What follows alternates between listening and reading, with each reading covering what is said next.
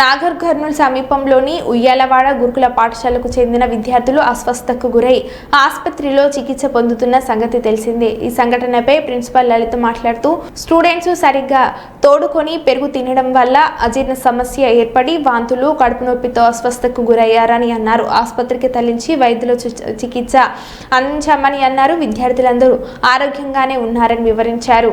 పెరుగు తినడం వల్ల పిల్లలకు ఇండైజెషన్ అయ్యింది, దానివల్ల కొంతమందికి వామిటింగ్స్ అయ్యి మిగతా వాళ్ళు కొంచెం స్టమక్ పెయిన్తో బాధపడుతున్నారు।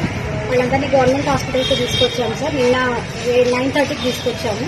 నైట్ అంతా మేము మా స్టాఫ్ ఇక్కడే ఉన్నాము। 12 వరకు పిల్లలందరూ కూడా స్టేబుల్గా ఉన్నారు। తర్వాత అబ్జర్వేషన్లో ఉంచాము, అందరు శాంపిల్స్ కూడా తీసుకున్నారు। త్వరలో రిపోర్ట్స్ వస్తాయి కాబట్టి మేము డిశ్చార్జింగ్ కోసం వెయిట్ చేస్తున్నాం సార్। సో నేను చెప్పదలుచుకున్నది ఏంటిది అంటే ఇండైజెషన్ వల్ల జరిగింది కాబట్టి ఇది ఇక్కడ అంటే కుకింగ్ దగ్గర అయిన ప్రాబ్లం కాదు కాబట్టి పిల్లలందరూ కూడా చాలా బాగున్నారు, అంటే అందరూ హెల్దీగా ఉన్నారు, త్వరలో డిశ్చార్జ్ కాబోతున్నారు। Thank you so much. కఠిన శిక్ష ఇవ్వడం జరగాలి, వాళ్ళని సస్పెండ్ చేయాలి।